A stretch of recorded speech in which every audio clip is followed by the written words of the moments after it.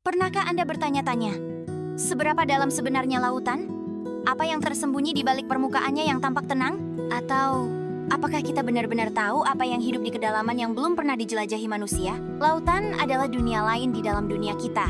Menutupi lebih dari 70% permukaan bumi, namun kita baru menjelajahi kurang dari 10% dari total wilayah laut. Dalam video ini, kita akan menyelami misteri, keindahan, dan tantangan yang tersembunyi di balik luasnya samudra. Bersiaplah, karena yang akan Anda lihat bisa jadi mengubah cara Anda memandang planet kita.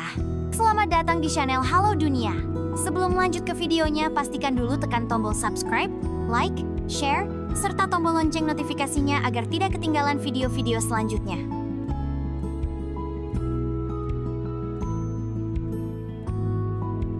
Lautan bukan hanya kumpulan air asin raksasa.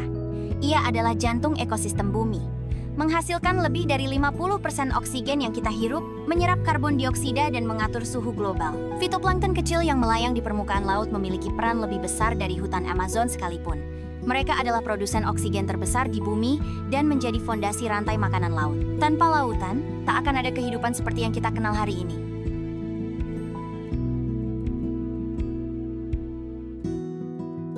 Tapi tahukah Anda, sebagian besar lautan masih menjadi misteri? Lautan terdalam yang dikenal, Palung Mariana, memiliki kedalaman lebih dari 11,000 meter. Lebih dalam dari ketinggian Gunung Everest. Di kedalaman itu, tak ada cahaya matahari. Tekanan air bisa menghancurkan kapal selam biasa dalam hitungan detik, namun kehidupan tetap ada. Ditemukan makhluk-makhluk aneh. Ikan yang bersinar dalam gelap, ubur-ubur transparan, hingga makhluk seperti alien dengan tubuh lentur dan rahang menyeramkan. Dunia bawah laut lebih mirip film fiksi ilmiah, tapi ini nyata.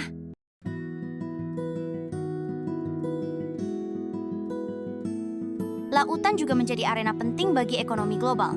Lebih dari 90% perdagangan dunia terjadi lewat laut. Kapal-kapal kargo, tanker minyak, hingga jalur pelayaran strategis seperti Selat Malaka dan Terusan Suez memainkan peran vital dalam perdagangan antar negara.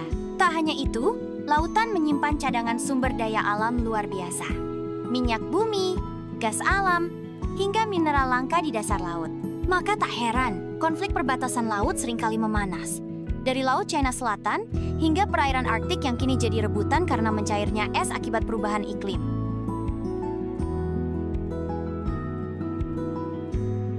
Namun, di balik segala keajaiban dan kekuatan itu, lautan kini sedang terluka.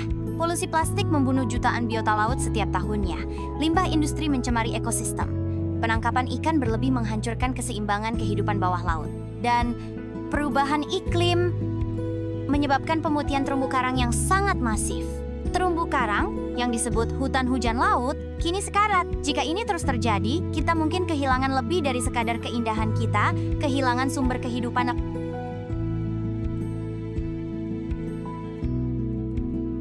Tapi harapan belum hilang. Teknologi kini memungkinkan kita untuk memantau dan melindungi lautan lebih baik dari sebelumnya. Program restorasi terumbu karang, upaya pengurangan emisi karbon, hingga kesadaran global tentang pentingnya menjaga laut mulai tumbuh. Bahkan, beberapa negara telah menetapkan zona konservasi laut terbesar di dunia, tempat ekosistem laut bisa pulih tanpa gangguan manusia. Namun, semua ini tak akan cukup jika kita, sebagai individu, tidak ikut berubah. Lautan telah memberi kita oksigen, makanan, energi, dan keindahan yang tak ternilai. Kini saatnya kita membalasnya. Mulai dari hal sederhana, kurangi plastik sekali pakai, pilih hasil laut yang berkelanjutan, dan dukung kebijakan lingkungan. Ingatlah, kita mungkin tidak hidup di dalam laut, tapi kita semua bergantung padanya. Terima kasih telah menonton hingga akhir. Jika Anda merasa video ini membuka wawasan Anda, jangan lupa untuk like, subscribe, dan bagikan agar lebih banyak orang sadar akan pentingnya menjaga lautan kita. Sampai jumpa di video selanjutnya. Dan jaga bumi kita, karena satu-satunya planet yang kita punya, sebagian besar, adalah air.